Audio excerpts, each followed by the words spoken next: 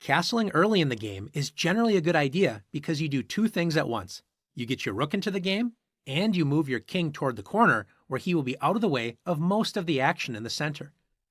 Normally, you want to castle to a side that has pawns available to protect your king from attack, like this and like this. Oftentimes, you will have 3 pawns sitting directly in front of your king in a perfect row. This can provide a safe place for the king. However, these pawns also create a wall that the king cannot move through.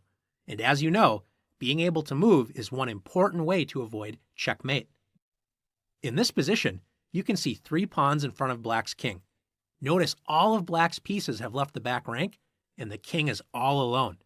Remember, ranks are what we call rows in chess.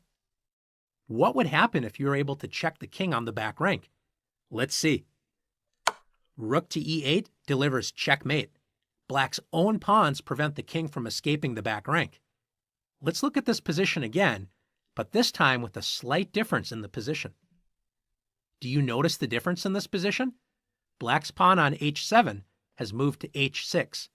This opens up a window for the black king in case white delivers a check on the back rank. Black escapes white's attack, and now it's white's turn to be cautious.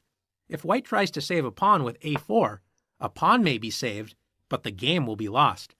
Notice white's back rank is completely unprotected. One of black's rooks can deliver a check. Let's say rook to d1, which forces rook e1.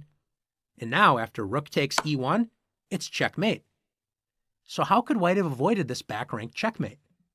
Remember, the best way to avoid a back rank checkmate is to push a pawn in front of the king as a window for escape from the back rank. In this position, white could play h3, opening the h2 square for escape if black delivers a check on the back rank. Let's take a look at one more position. In this position, should white capture the pawn on b6? When you think about moving a piece, always ask, what is the space left behind? In this case, if the rook leaves b1, the back rank is left behind. This allows black to finish the game with a back rank checkmate. Obviously, white cannot allow this to happen, so let's see what white should do instead. White needs to open a window for the king's escape and move one of the pawns in front of the king. But which pawn should be moved? Let's try g3. This does open a window for white's king to escape the back rank, but it also weakens light squares right in front of white's king. This allows black to play bishop to h3, preventing the white king from escaping the back rank. So g3 actually makes white's king less safe. This leaves us with moving the h-pawn. After h3, white's king now has an escape square on h2, so back rank checkmate is no longer an issue. White can now capture the pawn on b6 with the rook on the next turn if black leaves it unprotected.